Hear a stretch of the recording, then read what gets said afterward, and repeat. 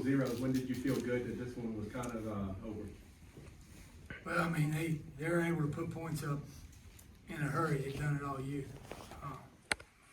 So we respected that, and we knew that was coming. Quarterback's a warrior, and they got some receivers that are playmakers, and we've been seeing that on film. So I don't know that. I guess when we stopped them on fourth down, but our defense has stepped up all year, and so I guess at that moment, but can't say enough. I mean, this team has kind of leaned on each other all year. I mean, tonight, they were giving us a fit in the passing game there for a little bit, and our defense and our offense just kept scoring. And can't say enough about the job that they did. Job 6, 5, 11, the O-line, tight end right there, 18. Those guys were hitting off chunks. So kind of put them in a situation where they had to throw. And I don't think you can win like that in high school. I think you got to be able to run the football. So it was. I was proud of these guys. Really was. When the clock did hit zero, what was your reaction and the emotion you felt, knowing that you just won the state championship? I learned a long time ago. I think this is the fourth one of these. That you enjoy the process. I'm gonna be honest. I'm a little sad right now because I'm not gonna be able to coach some of these guys anymore. And I'll always be their coach. But it was just I mean, I know people say stuff like that, but guys like this one here, and the rest of the senior class, they made a commitment in, probably before January, it was in December with them, and they never wavered from it. So I'm just happy that I got to coach them the longest you can, I guess. So winning it is just icing on the cake. I'm not gonna lie. Winning one's a whole lot better than losing one. I'm happy for these guys, and congratulate Kettle Run. They had a really good run. I know that that's something that they're doing for the first time. I've been there, so I'm sure they'll be back. So, Coach, this is for you and Harry. Tonight, Harry broke Adam Morgan, who is another Dinwiddie great, broke his single season touchdown accounted for record for Metro Richmond. So he needed 2 to tie, 3 to break. He had 6. So I think it puts him at 60 this year, total touchdowns accounted for. What's that like to coach 2 guys like that who've been so integral to your program, and one led you to a championship today? But just talk to us a little bit about what that means for you, and then you can answer as well, Harry, after your coach. Look, those 2 guys are both warriors. You want a guy that you can hand the keys to. We first meeting of the year, I showed him the Lamborghini. I said, "This is our program." I said, "I'm putting the keys in your hand, and I'm trusting you to get it done."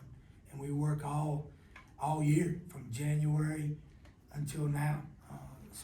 Probably spend more time together in the off season than we do in season. I start coaching these linebackers a little bit more, but I trust him. And Harry, nobody knew it, but he beat up. I mean, he got rolled up pretty bad last week in that game, out there in that mud, and he was hobbling around, and for him to gut it out like he did, and to go out there and play, it just makes it all the more the right decision to hand him those keys.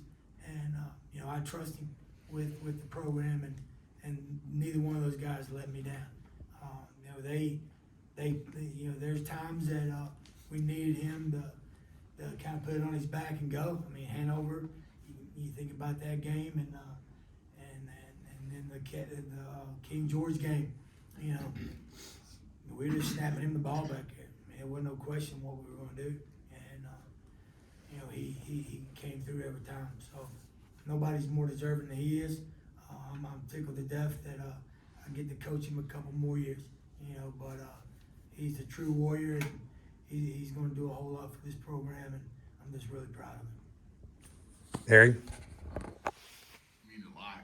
Like, told the seniors, I'm not supposed to say it, but I cussed the sophomore out at the beginning of the season. I was like, you would not sell any of my senior seasons. It won't happen. And I wouldn't let it happen. I wasn't ever going to let it happen. But this means a lot. I don't really got a lot of words, so speechless. Fair enough. Could you talk a little bit about the game, though? You know, they stopped you on the first drive, but after that, it was pretty. You guys scored really fast. It seemed like you're using the whole field on your runs, and everything seemed to click. We just had to get a feel for them.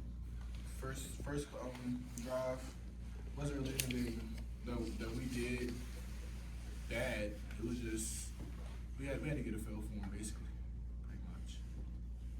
He came off that field though right after that series, and he said, "Guys, we're fine. We're gonna be fine." And you know, there was never a panic in his voice, and I knew I've heard that voice before, so I knew we were too. You know, it's just a matter of finding the holes in what they were doing out there. He did a great job of that. You know, some people say he can't throw. I don't know how much he threw, but it was a lot. You know? So. They didn't seem prepared for what you'd run up the line of scrimmage, play real fast. Is that a normal protocol, or was that different? We put that in last week, you know, and you know, because of what Warwick was doing defensively, trying to match up with certain guys, we're trying to keep them off balance with that, and it gives us a chance. Sometimes the officials let us play as fast as we want to, and sometimes they slow it down, but that allows us to really play with a really fast tempo. So, you know, it's something that we'll continue to do. So, Coach, I mean, there was a lot of times where I just felt like in the game, I mean, you guys were wide open down the field. I mean, they couldn't match you coverage-wise, and you guys burned them deep. I mean, what were your coordinators up top? What were you guys seeing, you know, to let you guys kind of go that route? Because, I mean, typically you guys are trying to ground it out on people. I mean, you're more run first, but you guys had a lot of opportunities to go down the field, and you were successful. Well, we got, you know, I thought our receivers matched up pretty good. 11 sent word to me down there. and, he had his guys, so, you know, when we bunch it in like that, we run little bunch sets, you know, people are expecting us to run. They've got to honor it. I mean, it's kind of makes it difficult defensively to, you know, you kind of really have to look out for 6 and look out for 5, and then, you know, sometimes you got to put an extra guy in the box. It makes it puts it on our receivers, and you know, we tell them all the time when they do that, it's time for you to step up. And you know, Harry did a great job of finding that open guy down the field, and he's got such a quick release. You know, so really saw the field real well. We had people wide open. They were struggling with when we switched guys in the bunch set, and you know, there was a couple of times they were wide open, and we kind of felt like watching them on film that could be the case. You know, and you know, those guys are kind of on the island. Our old line, I don't think, you know, you got touched throwing the football. No. You know, so Coach Davis, Coach Lucy did incredible with our protection. You know, Coach Cole got those receivers stacking and getting open and doing real well. I mean, my coaching staff is incredible. You know, wouldn't trade them for the world. Defensively, they couldn't do anything on the ground, especially early in the game when it was still a close game. What were you guys doing defensively that was able to shut them down so well, and how did that really set the tone for you guys early in the game? We ran base.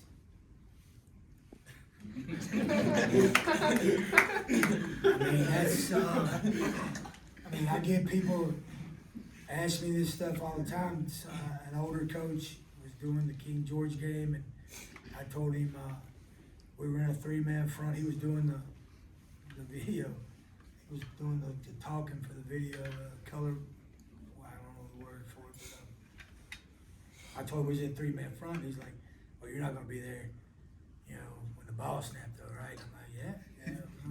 I mean, we got incredible linebackers and a crazy nose guard that's all over the field and just makes plays, and, you know, he really makes you account for him. I mean, there's been times that he's had 2, maybe 3 guys blocking him. I mean, he's not bigger than anything, but he just makes plays. Really, the only people that had any success against him didn't block him at all. They just let him take himself out of play. So those guys, my outside backer, 16 here and 23, and then our secondary. I mean, 17's locked them down all year. 11's locked them down all year. When you got 2 corners like these guys, then you can do a lot of stuff in the box to kind of take away what they're trying to do. You kind of have that luxury. So really, I mean, honestly, all we did was run base, and nobody's ran on us all year. We got to give up a couple of big plays here and there, but I think we were giving up 1.9 yards a carry. Very little. So these guys have done a tremendous job. So, Coach, who's coming back next year? I know Raphael's back. Harry's back. 6, Is Chris back? 18. I know you by numbers, and you guys are covered up, so I can't see them. But so how many of these guys are back besides these 2 next year? 2, 3 of them. Okay. So how do you guys build? What's the work going to look like for you guys to get back here next year? You know, what I tell you guys, it's like making spaghetti, right? What kind of ingredients you got? So we'll kind of see who's going to fill this role, fill that role. I mean, we definitely got some big shoes to fill with 2 of these linebackers, but I got one back that could have easily been Defensive Player of the Year as well, and he'll anchor that defense. We got one of the D ends back, got the nose guard back. We got one guy in the secondary, so I'd say right 4 or 5 guys on defense maybe. Offensively, we got 2 linemen back and 1 receiver, but 2 receivers. Yeah.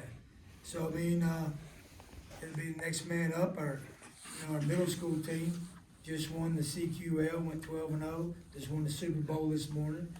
We'll give them a big shout out. And our minor team lost in the Super Bowl. So, and the one in between, they won it last year. So it's just, we'll be next man up, and there's guys on that offensive line that if you'd have told me 2 years ago they'd be starting at O-line as a senior, I probably would have questioned it. But I got, like I said, my O-line coaches make it happen, and those guys, Ryan James, help me out here, Max Dominguez, Kenny Bland, Solomon, Wright, and Colin Jackson. Of course, Colin's going to be hard. I mean, you don't find too many 6'6", 325 guy dudes walking around. So he's going to definitely. I don't know if we can fill his shoes at all. We had to, but we'll figure it out. Our motto, the first sign you look at when you walk in the door is find a way, and we'll do it again. We'll find a way, and we'll go out there and compete. Our schedule's going to be a dog next year. I mean, it's we play Maury second game, and then everybody else is the same. So it ain't gonna get easier, but that's what we want. We want that competition. So we'll see. We had 45 was a JV basketball player last year. He didn't play football, and he came out and just worked his tail off and found him a role out there on the field. So there'll probably be a couple of guys like that, and then we got some guys on the JV that'll hopefully step up and be ready to go. To the seniors, talk about the hard work it took to get here and the fact that you're not going to have Coach with you on Monday. Well, I feel like it's not gonna be. Coach Mills, he taught us how to get through a lot, how to fight through adversity. So feel like it's gonna be easy for us. And I get to coach you one more week, though. yeah. They're gonna see me all the time. I mean, you saw all those guys out there. I mean, even going back to 2008. You know, these are my boys. You know, I love them, and they'll always be family. I have a question for Christian. On the interception, it looked like you came from covering the outside receiver and broke to jump the guy on the inside. Can you talk about what happened on that play, what you saw, how you were able to read it and get a good jump on that ball? We was on cover 3. I just saw the ball make a play. I wanted to score bad, but I couldn't get through. I was on everything. I couldn't get it. This one's for Trey. You've been the leader of the defense the last couple of years, Region Player of the Year. Defensively, maybe could be ending up as the State Player of the Year. We'll see in a couple of weeks. But talk to us about leading this defense the last couple of years, and how you've gotten your guys to rally around and buy into the system. I wouldn't call myself the leader, really. We all lead ourselves as a whole. Like, we all pick each other up and get it done. That's all I really got to say. Man, a few words. If you want somebody to talk to, you better talk to these. Don't ask Ralph anything. Ralph made some surprises. I'm just kidding. Yeah, talk about your day, Raphael, and what you saw there as well. It's really just the O-line. They was getting a great push. It made it easy for me to find my holes. Just trusting what I could do. And it was just great. It was fun. Good job, baby.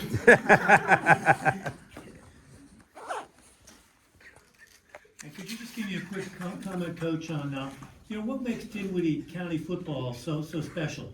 You're a one high school county, but you've had a lot of success over the years. Is that an advantage, or why has it worked out so well for you down at Dinwiddie? Yes, they just kept at it. It didn't start out that way. I think they were 4-35, something like that, before we got there. And we didn't do much after that first year, but just hugged Adam Morgan out there. Adam Morgan was our starting quarterback as a freshman out there that year that went 1-9, and we had a bunch of freshmen that just kept fighting, and they started to believe. And I mean, you saw me hug Miss Pittman out there. Miss Pittman made me believe it could happen. And, I'm going to be honest, when I went into that school to interview, I was basically just going to do the interview and that would be it. I didn't plan on going. She made me want that job when I walked out of there. And, she's done nothing but support us all through her principalship and now on the school board. And I mean, I got a weightlifting class, and most of these guys are in it. In the morning, we'll hear somebody rustling out there at 8:30. Miss Pittman in there getting snacks. She's done been in the grocery store. She's got food in there for them, and our whole county. I mean, the way they turned out today. There's so much food in that field house right now. I don't know that we can ever eat it all. When we walked out of there, everybody in the county was there. And then, we had one of our players' moms graduated from college this morning, went and watched her youngest son, or her second youngest son, play in the Super Bowl, and then drove all the way up here to watch her oldest son, who's a freshman. I mean, that's just the kind of commitment we got from the whole community. And, if you've ever been to a game at Dinwiddie, you know what I'm talking about. They take great pride in their county, and that's been a process. We didn't start out, but like I said, those freshmen got us in the state championship for the first time in 2008, and then it's just continued from there. And these guys, I remember when this guy was on the middle school team as a 6th grader, wearing number 55 and a big old jersey. I was still playing defensive end, you know, and, you know, you know, a lot of these guys I've known since they were in flag football. You know, I'm gonna have to go tell his mom she's gonna have to have some more kids. I coached his older brother, I coached him. You know, I mean, it's just a really special place that over time has grown to be that way. And, you know, now they're relentless now. I mean, I'll go to the store tomorrow and they'll be asking me about next year right now and what we're gonna do and how many games we're gonna win next year. I mean, they want, you know, but that's what I wanted when I came there. Now, one county town, you know, where every kid that is born in Dinwiddie County has a chance to be a football player for the Generals. And, you know, that's kept me there forever, you know, and I've never lived anywhere 17 years. And then, you know, it's home now. So, you know, I'm proud of these guys and look forward to coaching them. You know, we'll enjoy this, we'll celebrate a little bit and be ready to roll, you know, in January, get going again. I'm good. Thanks, Coach. Hey, guys. Thank y'all.